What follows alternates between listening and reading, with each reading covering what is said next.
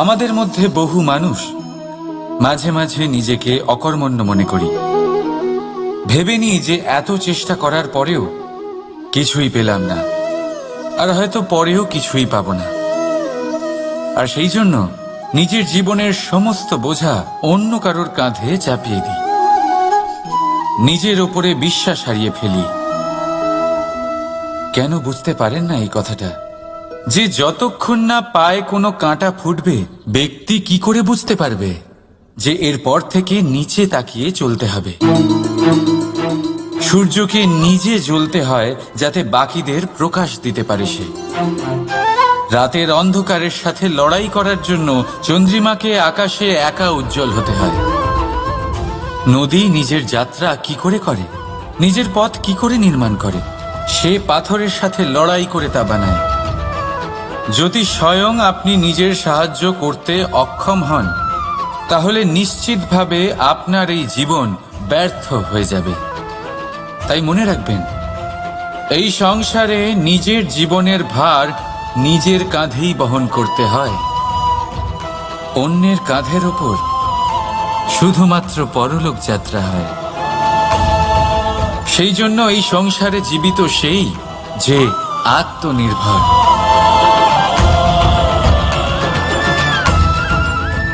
রাধা রাধা। সময়, কথায় বলে সময়ের পূর্বে কিছুই হয় না। প্রতিটা ঘটনার একটা সময় থাকে। সময়ের আগে না সূর্যোদয় হয় আর না সূর্যাস্ত হয়। সময়ের পূর্বে গাছে না ফুল ফোটে না ফল ধরে। কিন্তু একটা কথা ভেবে দেখুন, যদি বর্ষা আসার আগে কৃষক ভূমিকে না প্রস্তুত করে, বীজ রোপণ না করে, তাহলে কি ফসল ফলবে? যদি কোনো যোদ্ধা যুদ্ধের পূর্বে নিজের অস্ত্রের ধার না দেয়, তাহলে সে যুদ্ধ কি করে লড়বে? এর মানে এটাই হলো যে সময় আপনার যখন আসার তখন অবশ্যই আসবে, কিন্তু ততক্ষণ এটাও গুরুত্বপূর্ণ যে আপনি নিজেকে তার জন্য তৈরি রাখুন। কারণ এই সুযোগ, এই কথাটা শুনতে যত ছোট, এটা আসেও ততটা কম সময়ের জন্য, তারপর চলেও যায়। এবার যদি সুযোগ আপনার হাতে আসে আর আপনি তার জন্য তৈরি না থাকেন, তাহলে আপনি সাফল্য কি করে পাবেন? তাই আপনি সঠিক সময়ের জন্য অপেক্ষা করুন, সেই সুযোগের জন্য অপেক্ষা করুন, কিন্তু ততক্ষণ নিজের চেষ্টার দ্বারা নিজেকে আরো সক্ষম করে তুলুন। কারণ সাফল্য আপনার জন্য অপেক্ষা করছে, শুধু আপনি তার জন্য তৈরি থাকুন। রাধা রাধা। বিন্দু বিন্দু জলেই সাগর নির্মাণ হয়। এবার এই কথা আমরা সকলে জানি। আপনি কি এই কথাটা জানেন যে ছোট ছোট সুখের দ্বারাই বড় সুখ লাভ করা যায়? একজন বাবাকে দেখুন, সন্তানের জন্ম থেকে তার যুবক হওয়া পর্যন্ত তার সাথে ছোট ছোট সুখ যাপন করেন। এই ছোট ছোট সুখগুলি তাদের প্রেমের সম্পর্কে গভীরতা নিয়ে আসে, এবং প্রেমের এই গভীরতা তাদের জীবনে বড় সুখ নিয়ে আসে। এটা ঠিক সেই রকম যেরকম বিশাল এক সমুদ্রে, গভীর এক সমুদ্রে অমূল্য রত্ন খুঁজে পাওয়া যায়। এটাও ঠিক সেই রকমই। সেই জন্য জীবনে বড় বড় সুখের খোঁজ করতে গিয়ে সময় নষ্ট করবেন না। এই যে ছোট ছোট সুখ আছে, এগুলোকে যাপন করা শুরু করুন, এগুলোর আনন্দ লাভ করুন, এগুলো নিয়ে উৎসব পালন করুন। প্রেমের গভীরতা বুঝুন আর এই গভীর প্রেমে মন নিমজ্জিত করুন। তারপরে দেখুন এই মন আর এই জীবন সুপ্রসন্ন হয়ে বলবে, রাধা রাধা। আজ আপনাকে একটা গল্প শোনাচ্ছি। একদিন এক ব্যক্তি নিজের দ্বারে লিখে দিলেন, আজ আমি ভীষণ দুঃখী, আজ আমার সাথে কেউ দেখা করতে আসবেন না। কিছুক্ষণ পরে তার এক বন্ধু এলো। সে সেই লেখা পড়ল, তাও গিয়ে তার সাথে দেখা করল। সে বলল, আমি লেখাপড়া জানি না, কিন্তু আমার বন্ধুর মনের এই বেদনা, এটা আমাকে সবসময় ডাক দেয়। এরাই হলো আসল বন্ধু। কোনো কারণে আপনি যদি দুঃখ পান, কোনো সমস্যার সমাধান না বের করতে পারেন, এই সংসার থেকে আলাদা হয়ে যেতে চান, তাও এই বন্ধু আপনার সাথেই থাকবে। সমস্যার সমাধান না দিতে পারলেও আপনার সম্বল হয়ে অবশ্যই থাকবে। হয়তো আপনার দুঃখ কম করতে পারবে না, কিন্তু আশার আলো অবশ্যই দেখাবে।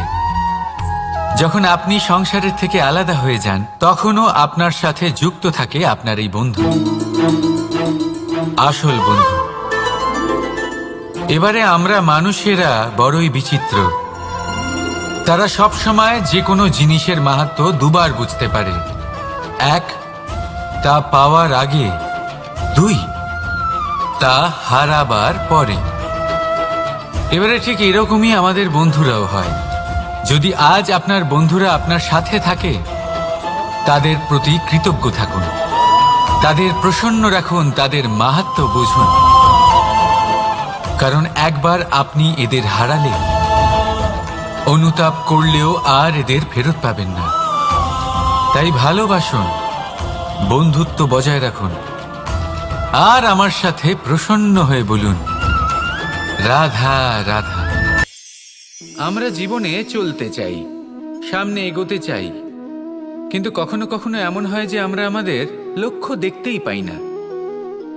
আমরা চিন্তিত হয়ে পড়ি, ব্যতীত হয়ে পড়ি, আমরা কিছু বুঝতেই পারি না, এই মন অশান্ত হয়ে যায়। কিন্তু যদি আপনি থেমে যান, তাহলে নিজের পথ এবং নিজের লক্ষ্য থেকে সরে যাবেন। সেই জন্য চলতে থাকুন, থামবেন না। যতদূর পারবেন চলতে থাকুন, যতদূর দৃষ্টি যাচ্ছে চলতে থাকুন। তারপরেই দেখবেন পরবর্তী পথ আপনা থেকেই আপনার সামনে আসবে। কারণ আপনার দৃষ্টির সীমা থাকতেই পারে, দৃষ্টিভঙ্গির সীমা নেই। আপনার পথের সীমারেখা থাকতেই পারে, কিন্তু সেই পথে চলার সাহসের সীমা নেই। সেই জন্য নিজেকে অসীমিত করে তুলুন। এই সীমারেখা আপনা থেকেই দূর হয়ে যাবে, লক্ষ্য নিজে থেকেই দেখতে পাবেন, আর এই মন সুপ্রসন্ন হয়ে বলবে, রাধা রাধা। এই সংসারে যখন সাফল্যের পথে আপনি অগ্রসর হবেন, তখন আপনার পরিশ্রম, একাগ্রতা, সাহসের সাথে সাথে সমাজের মানসিকতাও সহ্য করতে হবে। প্রত্যেক ব্যক্তি কিছু না কিছু ভাবেন, কিছু না কিছু বলেন।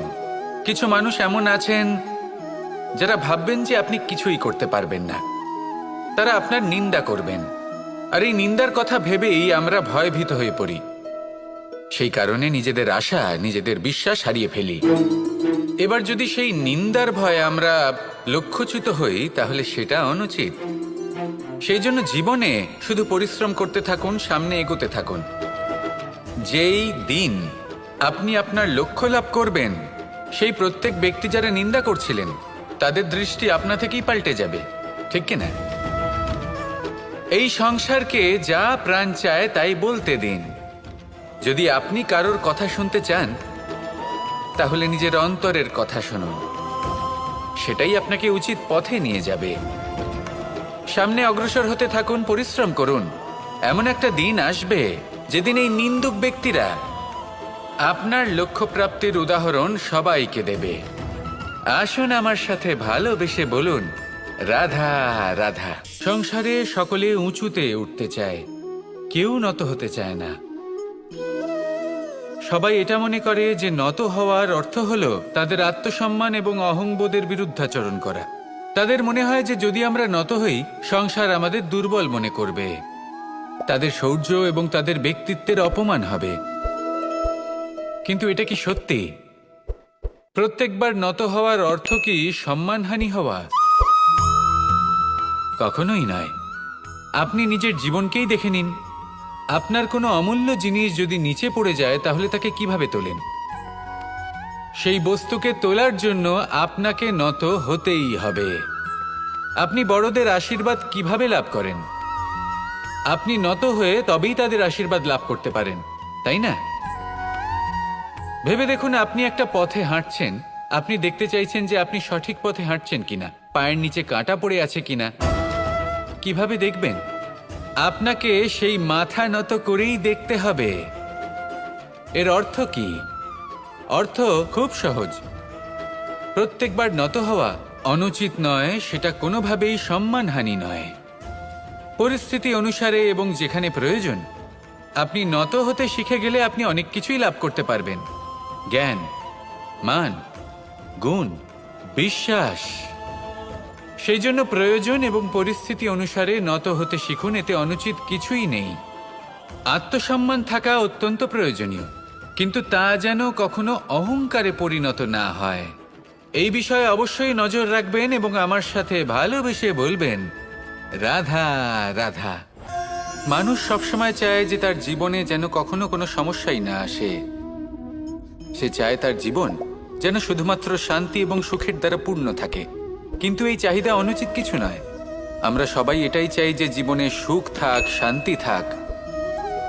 কিন্তু এই কথা সবসময় মনে রাখবেন, যে সূর্য উদিত হন সংসারকে প্রকাশমান করেন, দুপুরবেলায় সংসারকে রৌদ্র প্রদান করেন, সন্ধেবেলায় তাকেও অস্ত যেতে হয়। এবার আমাদের জীবন চক্র কিছুটা এরকমই। কোনো কিছুই চিরকাল একরকম থাকে না। কখনো এই নদীকে দেখুন যা বয়ে চলেছে। এই নদী যা বয়ে চলেছে তার পথেও অনেক বিপদ আসে। বড় বড় পাথরের সম্মুখীন হয়ে তাকেও সামনে এগিয়ে যেতে হয়।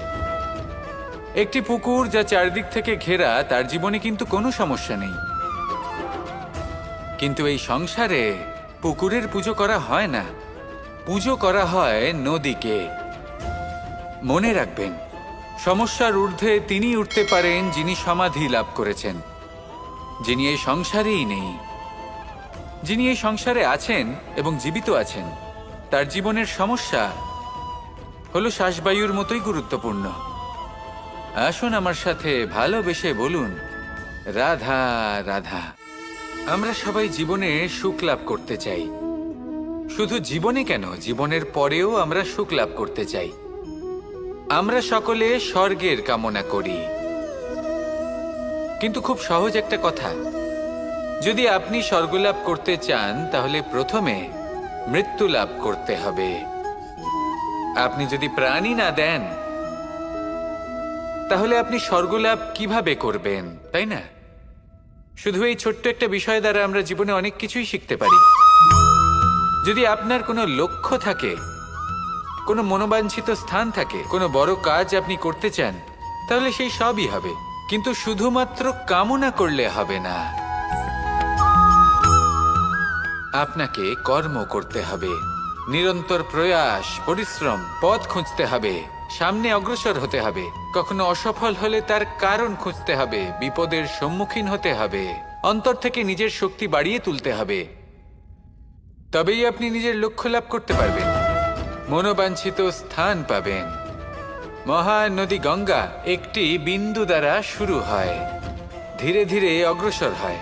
কোনো পাথরে ধাক্কা খেলেও সে থামে না, বরং এগোতেই থাকে। তারপরেই সে মহান নদী গঙ্গা হয়ে উঠতে পারে। পরিশ্রম করুন, লক্ষ্য লাভ করুন, আর আমার সাথে ভালোবেসে বলুন, রাধা রাধা। এই সংসারে জয়লাভ করার জন্য, সাফল্য লাভের জন্য শক্তি, ধৈর্য, সাহস, মিত্রদের সঙ্গ, এই সব ছাড়া আর কি আছে যা অত্যন্ত প্রয়োজনীয়? বিশ্বাস।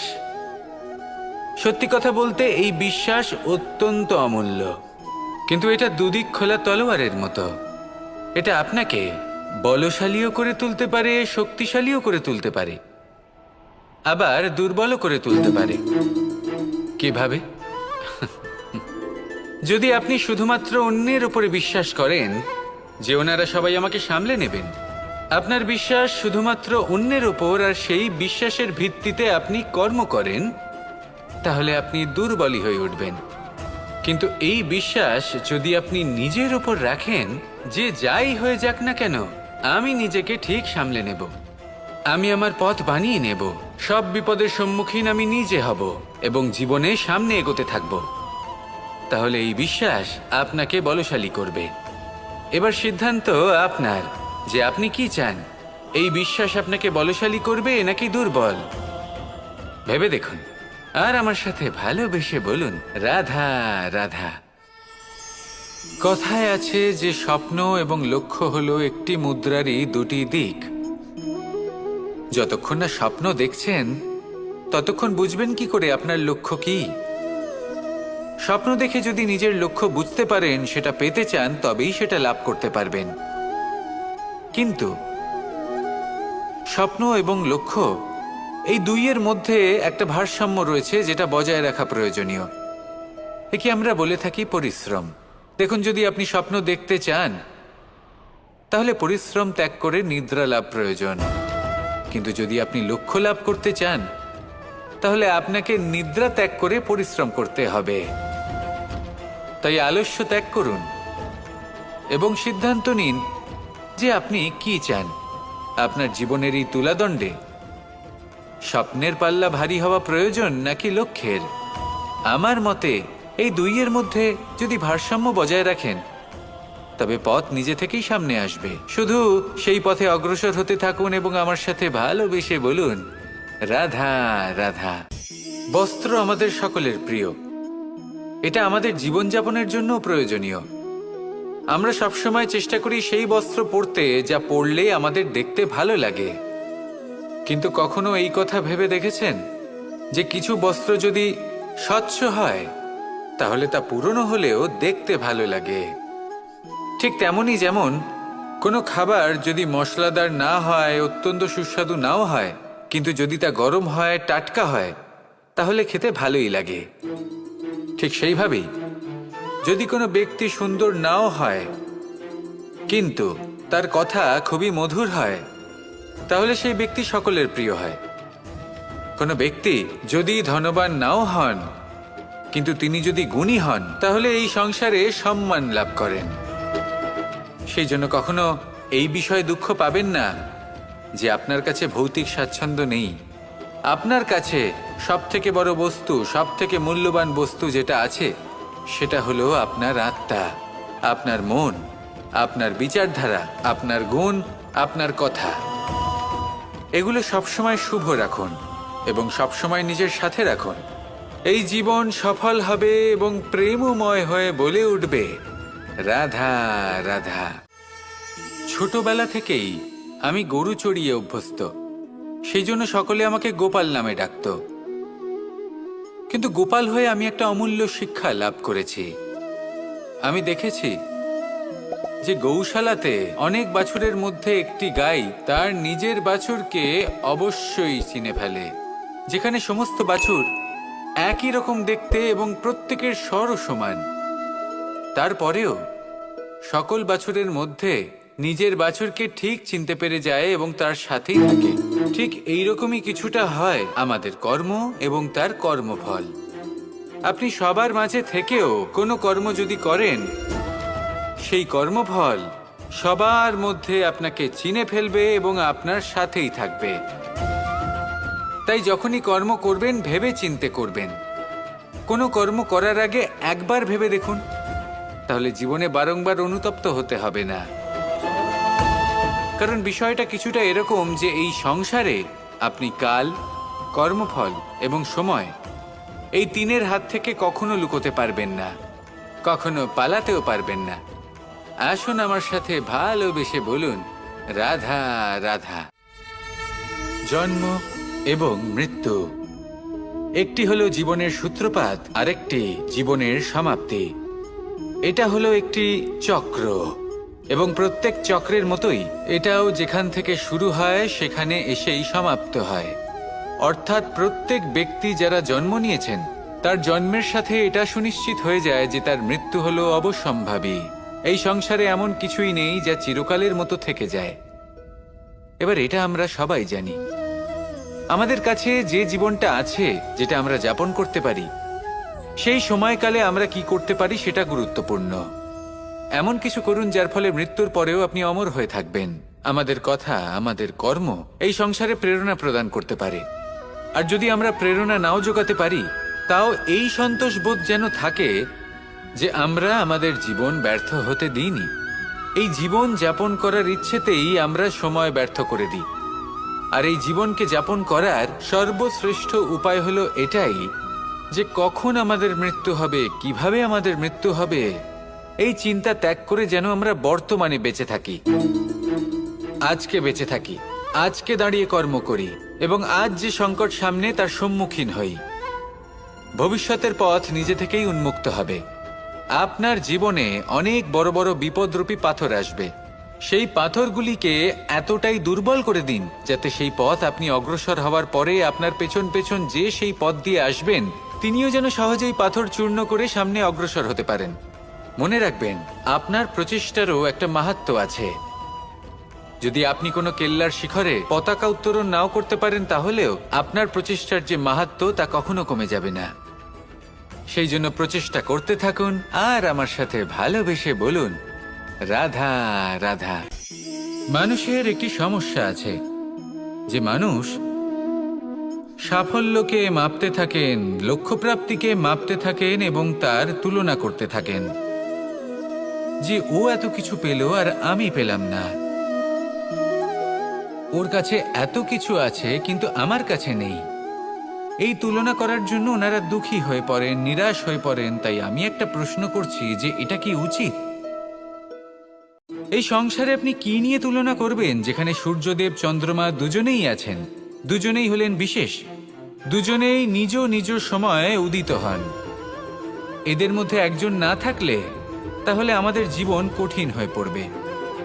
ঠিক সেইভাবেই আপনি যদি একটা বড় রেখা অঙ্কন করেন তাহলে অন্য রেখাটি ছোট হয়ে পড়ে না, সে তেমনই থাকে যেমনটা সে ছিল। আপনার অস্তিত্ব কখনো ছোট বা বড় হতে পারে না। শুধু তুলনা করার জন্য আপনার এটা মনে হতে পারে। যদি আপনি যুদ্ধ করতে চান, আপনার তলোয়ারের প্রয়োজন পড়বে। যদি বস্ত্র তৈরি করতে চান, এত বড় তলোয়ার দিয়ে কিছুই হবে না, তখন প্রয়োজন পড়বে একটা ছোট্ট সূচের। তাই তুলনা করবেন না, না নিজেকে ছোট মনে করবেন, না অন্য কাউকে। সবার সাথে সহযোগিতা করুন, আর যদি তুলনা করতেই হয় নিজের সাথে করুন, যে কাল আমি কেমন ব্যক্তি ছিলাম, আজ কি তার থেকে শ্রেষ্ঠ হয়ে উঠতে পেরেছি। ভেবে দেখুন ভবিষ্যতে গিয়ে আপনি কতটা শ্রেষ্ঠ ব্যক্তি হতে পারেন। আসুন আমার সাথে ভালোবেসে বলুন, রাধা রাধা। মানুষ বলে থাকেন যে জীবনে সময়ের পূর্বে এবং ভাগ্যের থেকে বেশি কিছুই পাওয়া যায় না। এটা যার যার নিজের বক্তব্য।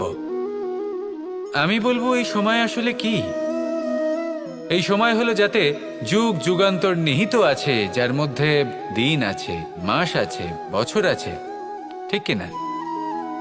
বাস্তবে আপনার কাছে সময় কতটা আছে যা আপনি সদ্ব্যবহার করতে পারেন? তখন থেকে আছে যখন থেকে আপনি নিজেকে বুঝতে শুরু করেন। ততক্ষণ আছে যতক্ষণ না আপনি এই সংসার ছেড়ে চলে যাচ্ছেন। শুধু এটুকু সময় আছে আপনার কাছে। আর যদি ভাগ্যের কথা বলা হয়, তাহলে ভাগ্য হলো সেই পরিস্থিতি যখন মানুষ নিজেকে সময়ের হাতে সমর্পণ করে দেন, তাকে ভাগ্য বলে। অর্থাৎ আপনি জীবনে পরিশ্রম করেছেন, বিপদের সম্মুখীন হয়েছেন, সামনে এগিয়ে গেছেন, কোথাও পৌঁছে গেছেন, এবং তখন আপনার মনে হলো যে ব্যাস এখানেই থেমে যাওয়া উচিত, তাহলে সেটাই হবে আপনার ভাগ্য। যদি ভাগ্যের কথা বলা হয়, তাহলে বলবো সত্যবানের ভাগ্যে মৃত্যু লেখা ছিল, কিন্তু সাবিত্রীর কর্ম তাকে পুনর্জীবিত করে তুলেছিল। অর্থাৎ এই ভাগ্য বদল করা সম্ভব কর্ম এবং পরিশ্রমের দ্বারা। ভেবে দেখুন, রাবণ মাতা সীতাকে হরণ করেছিল। যদি শ্রীরাম সেটাকে ভাগ্য বলে মেনে নিতেন, তাহলে কখনো ভাগ্য বিধাতা হয়ে উঠতে পারতেন না। ভাগ্য হলো একটা বাঁধন যেটাকে ভেঙে ফেলা খুব প্রয়োজনীয়। নিজের লক্ষ্যের কাছে পৌঁছতে হবে। হতেই পারে এই লক্ষ্য হলো পরমাত্মার কাছে পৌঁছে যাওয়া। আপনি যদি পরমাত্মার কাছে পৌঁছতে নাও পারেন, তাও সেই পথে কিছুটা অগ্রসর হতে পারছেন, তাই না? তাহলে ভাগ্যের এই বাঁধন ভেঙে ফেলুন, নিজের কর্মের দ্বারা নিজের প্রারব্ধ গড়ে তুলুন এবং আমার সাথে ভালোবেসে বলুন, রাধা রাধা। এই সংসারে নির্মাণের বিষয়ে জ্ঞান লাভ করার পূর্বে ধ্বংসের বিজ্ঞান বুঝে নেওয়াও খুব প্রয়োজনীয়। যখনই আমরা ব্যায়াম করি তখন কি হয়? আমাদের পুরনো মাংসপেশি নষ্ট হয়ে যায় এবং সেই মাংসপেশির স্থানে আমরা নতুন মাংসপেশির নির্মাণ করে থাকি। যেমন একটা নতুন ইমারত গড়ে তোলবার পূর্বে পুরাতন ইমারতকে ভঙ্গ করে দিতে হয়, তবেই তো সেই স্থান সজীব হবে, ঠিক কিনা? এবারে জ্ঞান এবং বিজ্ঞান ছাড়াও এমন কিছু আছে যা কিনা অত্যন্ত গুরুত্বপূর্ণ। তা হলো সীমা পার করে যাওয়া। এই যে সীমা, এই যে নিয়ম, তা মানুষের জন্যই বানানো, তাকে নিয়ন্ত্রণ করার জন্য তৈরি করা হয়েছে। এমন অনেক সীমা, এমন অনেক নিয়ম মানুষের জন্য অত্যন্ত মঙ্গলকারী। কিন্তু কিছু এমন সীমা আছে, কিছু এমন নিয়ম আছে যা মানুষের লঙ্ঘন করে যাওয়া অতি আবশ্যক। যতক্ষণ না এই সীমা লঙ্ঘন করছেন, নিজের নতুন অস্তিত্বকে খুঁজেই পাবেন না, সেই স্থানে পৌঁছতেই পারবেন না যেখানে সংসার তাকে চিরস্মরণীয় করে রাখবে। সেই জন্য জীবনে যাই করবেন, সীমা অতিক্রম করে যান। যদি পরিশ্রম করেন তাহলে সীমা অতিক্রম করে পরিশ্রম করুন। যদি লক্ষ্যের দিকে অগ্রসর হন তাহলে সীমা অতিক্রম করে অগ্রসর হন। কোনো সীমারেখা যাতে না থাকে, সেই সর্বোচ্চ স্থান দেখুন এবং অগ্রসর হন।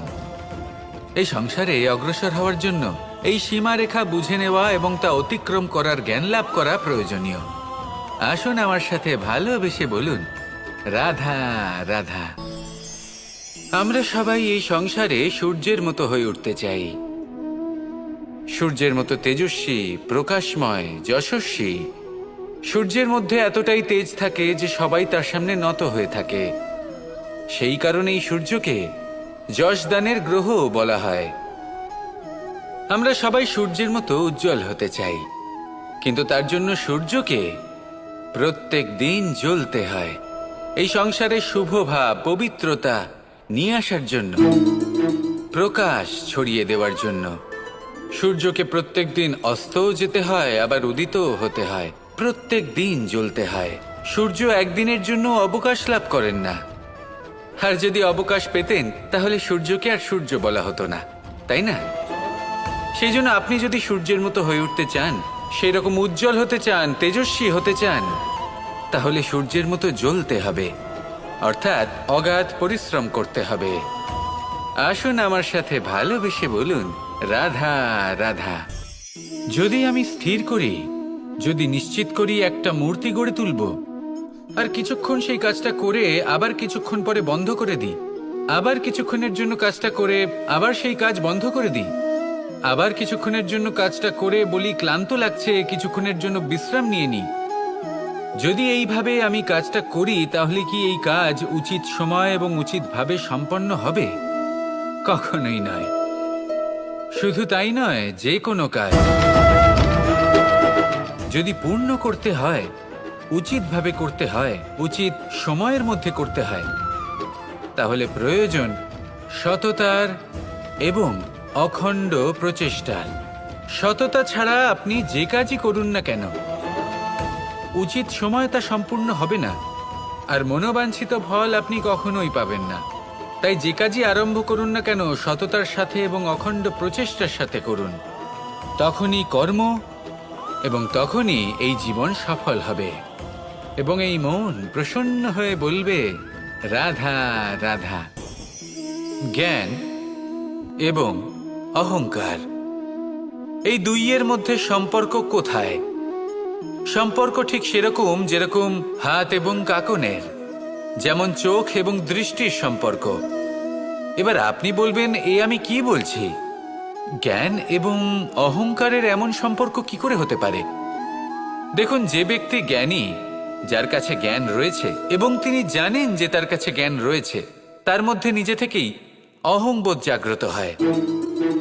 খুব কম সংখ্যক এমন জ্ঞানী ব্যক্তি আছেন যারা নিজেদের অহংকারের বিষয়ে আঁচ করতে পারেন। প্রকৃত জ্ঞানী হলেন তিনি, যিনি নিজের জ্ঞানের সদ্ব্যবহার করে অহংকারকে দূর করেন। উচিত সময়ে বুঝে যান, নিজের অন্তর যাচাই করে এই বিষয়টা দেখেন যে তার অন্তরে অহংবোধ জাগ্রত হচ্ছে এবং নিজেকে সেখানেই থামিয়ে দেন, যাতে অহংকারের পথে তিনি অগ্রসর না হয়ে যান। এই অহংকার কখন উচিত, কখন অনুচিত, কখন প্রয়োগ করা উচিত, উচিত নয়, কখন বাধা দেওয়া উচিত, এটা শেখা অত্যন্ত প্রয়োজনীয়। আর যদি এটা আপনি শিখতে পারেন, তাহলে আপনি একজন জ্ঞানীও হয়ে উঠবেন এবং সুখীও থাকবেন। তাই মনে রাখবেন, এই জ্ঞান নিয়ে কখনোই অহংকার করবেন না, বরং সবসময় নিজের অহংবোধের বিষয়ে প্রকৃত ধারণা রাখবেন। আসুন আমার সাথে ভালোবেসে বলুন, রাধা রাধা। এই সংসারে সব থেকে বেশি কঠোর এবং বলশালী ধাতু হল লৌহ। অর্থাৎ লোহা। হয়তো সেই জন্যই সকল অস্ত্র, সকল শস্ত্র, সকল বাহন যখনই এদের নির্মাণ হয় তখন সব থেকে বেশি ব্যবহার এই লোহাকে করা হয়। এবার এই লোহার একটা বিশেষ গুণ রয়েছে, সেটা এটাই যে লোহাকে আপনি অন্য কোনো ধাতু দিয়ে কাটতে পারবেন না। লোহা দ্বারাই লোহাকে কাটা সম্ভব। এবার এটা কিভাবে সম্ভব? যে লোহাকে কাটতে হবে তাকে গরম করা হয়, যে লোহা দ্বারা কাটতে হবে সেটাকে ঠান্ডা রাখতে হয়। অর্থাৎ ঠান্ডা লোহা দ্বারা গরম লোহা কাটা হয়। এবার এই যুক্তি, তার প্রয়োগ আমাদের জীবনেও করা যেতে পারে। যদি আপনার কাছে শক্তি থাকে, যদি আপনি বুদ্ধিমান হন, আর যদি আপনার মন স্থির হয়, শান্ত হয়, তাহলে এই সংসারকে আপনি বদলাতে পারবেন। কিন্তু যদি আপনি শক্তিশালী হন, বুদ্ধিমান হন, কিন্তু আপনার মন অস্থির হয়, আপনার মন স্থির না থাকে, কোথায় কোথায় আপনি রেগে যান, তাহলে আপনি কখনোই সংসার বদলাতে পারবেন না। যদি পরিস্থিতিকে নিজের মতো গড়ে নিতে হয়, তাহলে ধৈর্য, সংযম এবং স্থিরতার শীতলতাকে আপন করে নিতে হবে। আসুন আমার সাথে ভালোবেসে বলুন, রাধা রাধা। এই সংসারে সব থেকে বেশি কোমল বস্তু হলো রেশম। এই রেশম এতটাই কোমল হয় যে এর পুরো একটা থান শুধুমাত্র একটা হাতে ধরা সম্ভব। কখনো ভেবে দেখেছেন এই রেশম কিভাবে হয়? একটি কীট তার লালার দ্বারা উৎপন্ন হয়। এই কীট সেই রেশমকে পাক দিতে থাকে, পাক দিতেই থাকে, আর আস্তে আস্তে তার মধ্যেই জড়িয়ে পড়ে। শেষে ওর এই সুন্দর অমূল্য সৃষ্টি রেশমের এই সুতো, তার নির্মাণ কার্য পূর্ণ হয়। কিন্তু তাতেই ও নিজে বন্দী হয়ে যায়। নিজেরই মায়াজালের এই বন্দী গৃহে নিজেই ফেঁসে যায়। এবার এই সুতোকে ব্যবহারযোগ্য করে তোলার জন্য এই কীটগুলিকে এই কবচের সাথেই ফুটন্ত জলে ফেলে দেওয়া হয়। এই সংসারে যদি আমাদের স্বপ্ন এই সংসারের দুঃখ হরণ করার জন্য, এই সংসারে সুখ বিতরণ করার জন্য হয়, তবেই আমাদের প্রগতি সম্ভব। যদি আমাদের এই স্বপ্ন শুধুই আমাদের এবং আমাদের স্বার্থ সিদ্ধির জন্য হয়, তাহলে এই স্বপ্ন আমাদের অন্ধ করে দেবে, আমাদের অন্ধকারের পথে নিয়ে যাবে, আর আমরাও সেই কীটের মতো হয়ে যাব। নিজেদেরই মায়াজালে আমরা নিজেই ফেঁসে যাব, আর শেষে আমরা যদি কিছু লাভ করি তা হবে একাকিত্ব, অন্ধকারময় মৃত্যু। তাই স্বপ্ন অবশ্যই দেখুন, কিন্তু এমনভাবে স্বপ্ন দেখবেন না যে তার এই বন্দিগৃহে আপনি নিজেই ফেঁসে গেলেন। স্বপ্ন দেখুন পরোপকারের, পরমার্থের, সবাইকে উদ্ধারের, অন্ধকারের নয়। তবেই কল্যাণ হবে, আর তবেই এই হৃদয় প্রসন্ন হয়ে বলবে, রাধা রাধা। নন্দ বাবাও খেলার ছলে খুব বড় বড় শিক্ষা দিতেন। অনেকদিন আগেকার কথা, বাবা আমার জন্য একটা মানচিত্র নিয়ে এলেন। এটা ছিল জম্বুদ্বীপের মানচিত্র, ঠিক যেন একটা ধাঁধা, যা টুকরো টুকরো করে বিভিন্ন দিকে ছড়ানো, যেগুলোকে আমায় জুড়তে হতো। ব্যাস শুধু এটুকুই ছিল আমার কাজ। আমি বারবার প্রচেষ্টা করলাম, কিন্তু বারবার অসফলই রয়ে গেলাম। বাবা এটা দেখলেন এবং হাসলেন। বাবা বললেন, একটা কাজ করো, এই প্রত্যেকটি অংশকে উল্টে রাখো। আমিও উল্টে রাখলাম। তারপরে দেখলাম প্রত্যেক অংশে মানুষের শরীরের কোনো না কোনো অংশ চিহ্নিত। কোথাও হাত আছে, পা আছে, কোথাও মুখ আছে। বাবা বললেন যে এবার এটা জুড়তে চেষ্টা করো। আমিও জুড়ে দিলাম। মানুষের মানচিত্র পূর্ণ হলো। এবার বাবা বললেন, এটা উল্টে রাখো, মানচিত্র পূর্ণ আকার ধারণ করেছে। আমি বললাম, ঠিক আছে। আমি উল্টে রাখলাম, দেখলাম জম্বুদ্বীপের মানচিত্র পূর্ণ হয়েছে। বাবা বললেন, যদি দেশকে সফল করে তুলতে চাও, শক্তিশালী করতে চাও, স্থির বানাতে চাও, তাহলে সবার আগে দেশবাসীকে একত্রিত করতে শেখো। সকল সৈন্যগণ যখন একজোট হয়ে দাঁড়াবে, তখন দেশের শক্তি আরো বেড়ে যাবে। শুধু তাই নয়, বাবা বললেন, যদি ভালোবাসার সাথে জড়িয়ে পড়ো, তাহলে পরমাত্মাও তোমার সামনে এসে দেখা দেবেন। তাহলে এটাই করুন, আর আমার সাথে ভালোবেসে বলুন, রাধা রাধা। আসতে চলেছে দোল উৎসব। দোল অর্থাৎ রং, দোল অর্থাৎ প্রেম, দোল অর্থাৎ রাধা কৃষ্ণ। কখনো ভেবেছেন কেন এই দোল উৎসব রাধা কৃষ্ণের সাথে জড়িত? উত্তর সহজ। রাধা আর কৃষ্ণ পৃথিবীতে এসেছে প্রেম শেখাতে, আর পৃথিবী তৈরি হয়েছে পঞ্চরঙের পঞ্চ পদার্থ দিয়ে: ভূমি, বায়ু, অগ্নি, জল আর আকাশ।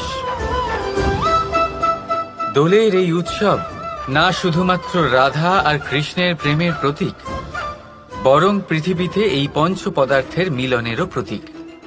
সেই পদার্থ যা না কেবল এই পৃথিবী তৈরি করে, বরং সেই মানুষদেরও সৃজন করে যারা এই পৃথিবীতে বাস করেন।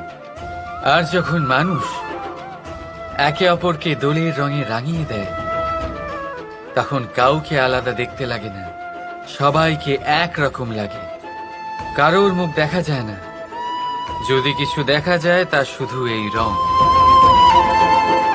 প্রেমের রং, উল্লাসের রং, পৃথিবীর নির্মাণকারী পঞ্চ পদার্থের রং।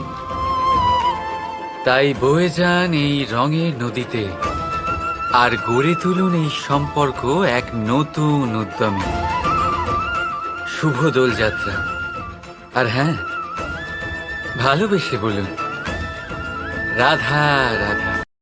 এই ফল দেখতে পাচ্ছেন আপনি? সবাই জানে এই ফলের থেকে বেরোনো বীজ একটা নতুন বৃক্ষকে জন্ম দেবে, যে নতুন বৃক্ষ আবার এমন এক ফলের জন্ম দেবে। কিন্তু আপনি কি কখনো ভেবে দেখেছেন ফল আর বীজের সম্পর্ক এতই গভীর, অথচ বৃক্ষের মূল আর বৃক্ষের শাখার মধ্যে এত দূরত্ব কেন? কারণ দূরত্ব অতি আবশ্যক। যদি আপনি কাউকে নিজের কাছে চিরকালের জন্য রাখতে চান, তখন তাদের থেকে দূরত্ব কিছু সময় দরকারি। এই দূরত্বই হলো সেই কারণ যার জন্য আপনি আপনার সঙ্গীর মাহাত্ম্য বুঝতে পারেন। এই দূরত্বের জন্যই আপনি আরো প্রেরণা পান যাতে তাদের সাথে আবার দেখা হয়। আর সেই জন্য মনে রাখবেন, দূরত্ব কখনোই খারাপ নয়। ফলের থেকে বীজের এই দূরত্বই নতুন ফল হওয়ার কারণ হয়ে দাঁড়ায়। প্রেমের আসল পরীক্ষা হয় এই দূরত্ব দিয়েই। তাই দূরত্বের সাথেও প্রেম করুন আর ভালোবেসে বলুন রাধা রাধা। আকাশ থেকে ঝরে পড়া বৃষ্টির ফোঁটা বড়ই শীতল, মিষ্টি আর পবিত্র হয়, কিন্তু সবার ভাগ্য ভিন্ন ভিন্ন হয়।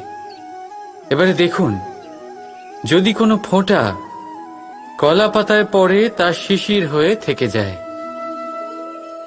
প্রকৃতির সৌন্দর্য বাড়ায়, প্রাণীদের তৃষ্ণা মেটায়।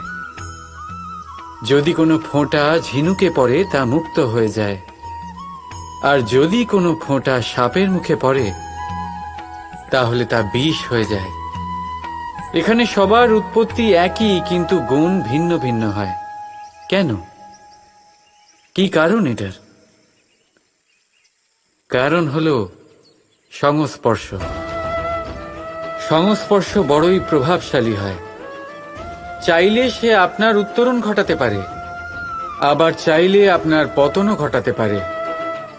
এবার বৃষ্টির ফোঁটা এটা চয়ন করতে পারে না যে তার সংস্পর্শ কি হবে, তার ভাগ্য কি হবে। কিন্তু আমরা তো মানুষ, আমরা তো আমাদের সঙ্গ বাঁচতে পারি। তাই ভাবনা চিন্তা করে নিজের সঙ্গ বাছুন। এই চয়ন কিন্তু আপনারই, আর এর পরিণামও আপনাকেই ভোগ করতে হবে। রাধা রাধা।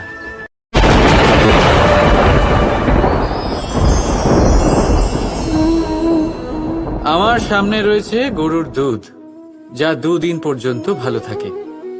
যদি এই দুধ গরম করে জমানো হয় তাহলে তৈরি হয় দই, যা 3-4 দিন অবধি ভালো থাকে। যদি এই দইকে মন্থন করেন তৈরি হবে মাখন, যা অনেক সপ্তাহ ভালো থাকে। আর যদি এই মাখন ফোটানো হয় তাহলে তৈরি হয় ঘি, যা বহু বছর ভালো থাকে। মানেটা বুঝলেন? তাপ আর মন্থন। জীবনে যত পরীক্ষায় উত্তীর্ণ হতে পারবেন, যত কষ্টের তাপ সহ্য করতে পারবেন, যত মন্থনের বাধা পেরোতে পারবেন, ততই যশ, শক্তি আর সামর্থ্য বাড়তে থাকবে। তাই কর্ম করুন, কঠিন বাধার সম্মুখীন হন, আর মন্থন করে মন শুদ্ধ রাখুন। মন প্রসন্ন হয়ে বলবে, রাধা রাধা। দৃষ্টি মানুষকে দেওয়া প্রকৃতির অন্যতম শ্রেষ্ঠ উপহার। সেই দৃষ্টি যার জন্য মানুষ এই সংসার দেখতে পারে, নিজের পথ দেখতে পারে। কিন্তু সংসারে দৃষ্টি লাভ করেও সবাই মহান হতে পারে না, প্রসন্ন হতে পারে না। প্রসন্ন শুধুমাত্র তারাই হয় যাদের দৃষ্টিভঙ্গি শুভ হয়। এবারে যারা গোলাপে শুধুমাত্র কাঁটা খুঁজে পায়, তাদের হাত অবশ্যই সেই কাঁটা দ্বারা আঘাতপ্রাপ্ত হয়, কারণ তাদের দৃষ্টি শুধুমাত্র কাঁটা অবধি সীমিত থাকে। কিন্তু সুগন্ধ প্রস্তুতকারক পাপড়ি অবশ্যই খুঁজে বার করেন। কেন? একটু ভেবে দেখুন। যারা অন্ধকারে আলো পেতে চান, তাদের কাছে প্রদীপ ও সূর্যের মতো মনে হয়। কিন্তু যারা খুঁত বার করতে চান, তারা সেই প্রদীপের নিচে অন্ধকারই খুঁজে পান। যারা ভালোবাসা পেতে চান, তারা অচেনা মানুষের মধ্যেও স্নেহ খুঁজে পান। নয়তো কাউকে পেয়েও তাদের না চিনতে পারা মানুষের অভাব নেই। দৃষ্টি আমাদের দেখায়, কিন্তু দৃষ্টিভঙ্গি আমাদের সেটা দেখায় যা আমরা দেখতে চাই। যেমন আপনার ভাবনা হবে, সেটাই সত্যি হয়ে আপনার সামনে আসবে। তাই আপনার ভাবনাগুলিকে শুভ করুন, আর ভালোবেসে বলুন, রাধা রাধা।